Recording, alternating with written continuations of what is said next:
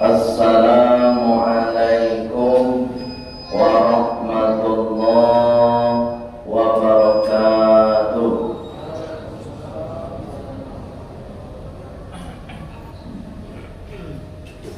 Alhamdulillahilladzi an'amana bi ni'matis sihhah wal afiyah. Asyhadu an la ilaha illallah wa asyhadu anna Muhammadar Rasulullah. Allahumma salli wa sallim ala Muhammad wa ala alihi wa sahbihi ajma'in. Amma ba'd. Faya ayyuhal jama'ah lissalati fi yaumil jumu'ah inni usikum wa iyyaya bitaqwallah faqad fazal muttaqun. Kama qala ta'ala fil Qur'anil Karim, Bismillahirrahmanirrahim. Ya ayyuhalladzina amanu taqullaha wabtaghu ilaihil wasilah wajahidu fi sabilihi la'allakum tuflihun. Wa qala aidan Bismillahirrahmanirrahim. Wa man kafara fa innallaha ghaniyyun 'anil 'alamin. Shadaqallahul azim. Saudara kaum muslimin jamaah Jumat yang insyaallah dimuliakan oleh Allah Subhanahu wa taala. Kembali khatib mengajak kepada kita semua agar tetap menjaga keimanan, kemudian nilai-nilai keimanan kepada Allah Subhanahu wa taala, dengan langkah tetap istiqomah melaksanakan perintah Allah dan menerapkan nilai-nilai perintah Allah dalam kehidupan kita sehari-hari. Kalau perintah itu sudah kita lakukan, itu hablum minallah, hubungan kita dengan Allah. Tapi belum selesai hubungan kita dengan manusia. Salat Jumat sudah kita lakukan, hablum minallah. Salat duhur sudah kita lakukan, hablum minallah. Salat asar sudah kita lakukan, hablum minallah. Salat maghrib dan isya sudah kita lakukan, hablum minallah. Tapi ingat, hablum minallah harus disempurnakan dengan hablum minannas. Oleh sebab itu jamaah Jumat, keluar kita dari masjid bawa nilai-nilai ibadah yang ada di dalam masjid dalam kehidupan. Jangan ditinggalkan dalam masjid. Sujudnya dibawa keluar, rukuknya dibawa keluar, takbirnya dibawa keluar. Tampilkan dalam kehidupan kita sehari-hari. Jamaah Jumat yang dimuliakan oleh Allah Subhanahu wa taala. Oleh sebab itu khatib pada kesempatan yang singkat ini ingin menyampaikan pesan nilai-nilai moral keagamaan. Nilai tersebut nan akan membuat kita semakin mulia, semakin diangkat derajatnya di hadapan Allah Subhanahu wa taala.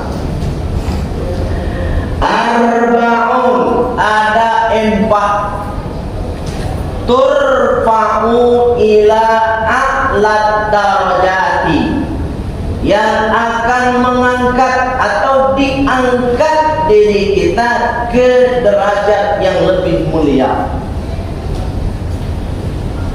In qalla ilmuhu wa amaluhu, sekalipun ilmunya sangene jo ibadahnya sangene.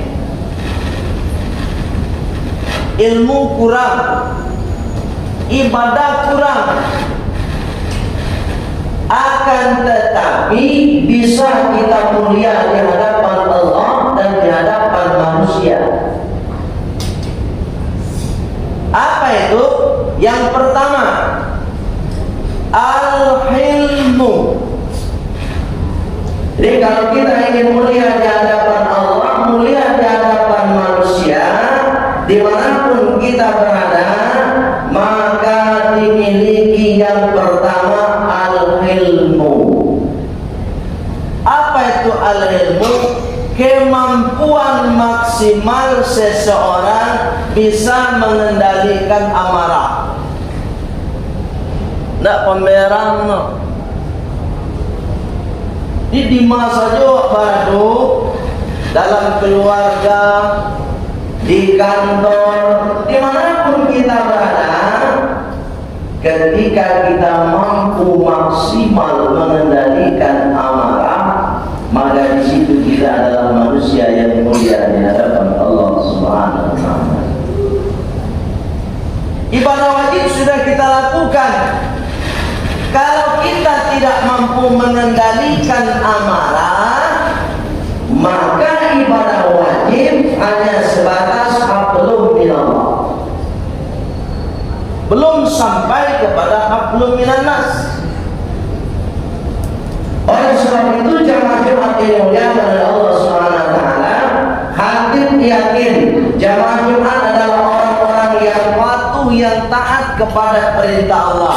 Tapi sempurnakan ketaatan kita, sempurnakan kepatuhan kita kepada Allah Subhanahu wa Ta'ala dengan memiliki kemampuan mengendalikan amarah. Ini yang sangat dimiliki oleh Rasulullah SAW. Sehingga Rasulullah SAW baik lawan ataupun kawan memuliakan Rasulullah SAW. Itu yang pertama. Yang kedua, apa yang akan membuat kita mulia? Wa tawaddu'u, tawaddu', rendah hati, jo rendah diri. Di masa Jumat baru jamaah Jumat, kalau rendah hati, jo rendah diri, insya Allah disukai oleh orang. Siapa saja orangnya.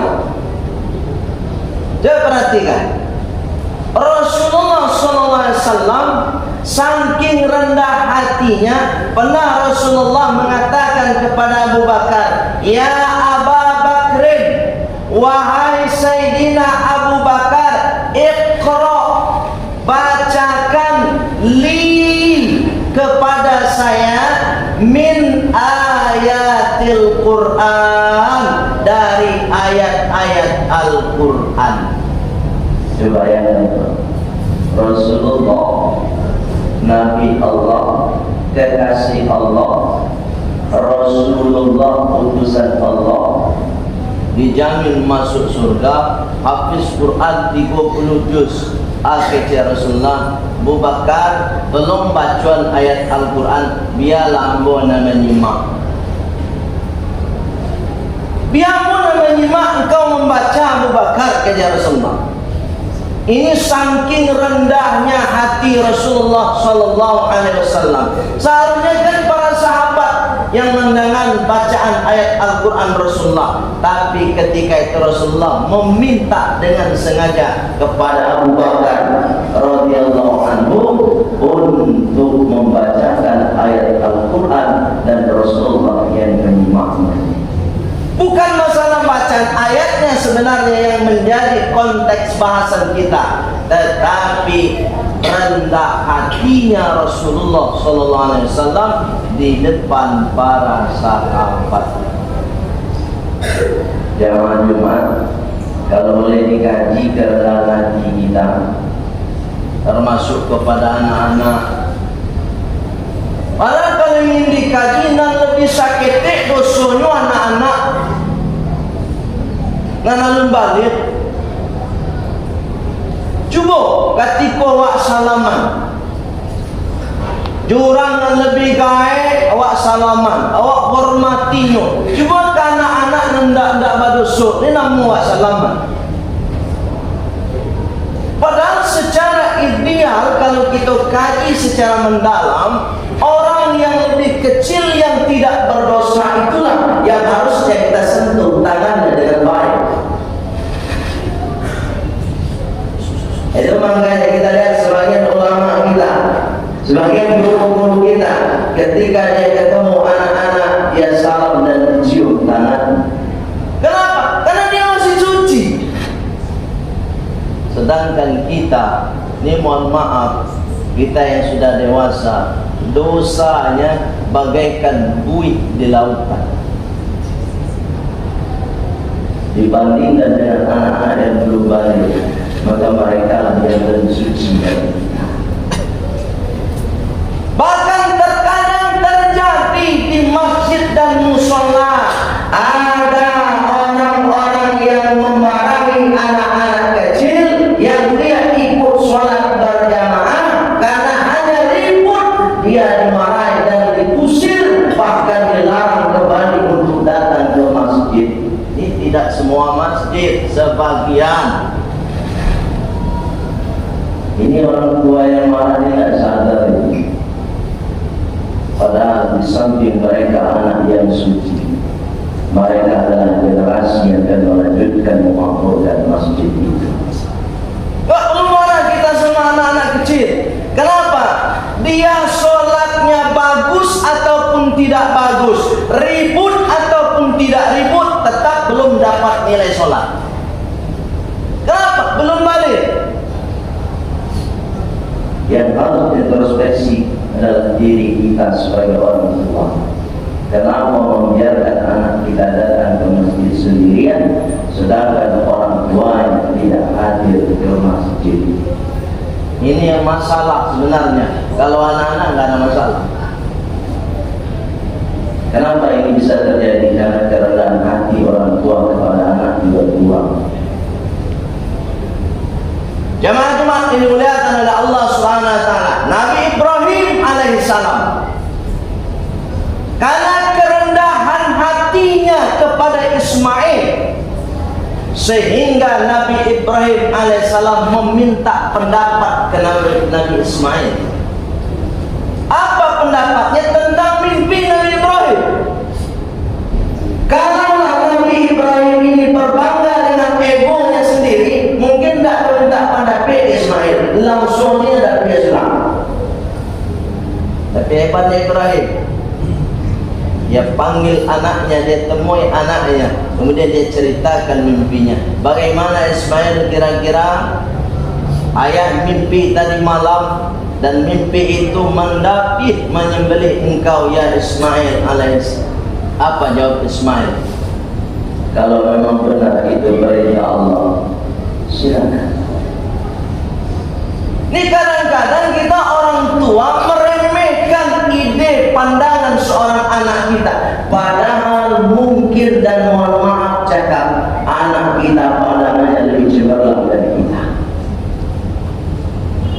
Coba perhatikan, inilah kerendahan hati. Jamaah Jumat yang dimuliakan oleh Allah Subhanahu wa taala. Itu yang nomor dua. Yang nomor tiga, apa yang akan membuat kita mulia di hadapan Allah dan di hadapan manusia? Wasakha'u, dermawan, suko baragie. Nan suko baragie, kau jangan sampai ada di kapal orang kayo se. Ini indeks yang salah, prinsip yang salah, teori yang salah. Kalau kita mengatakan yang berbagi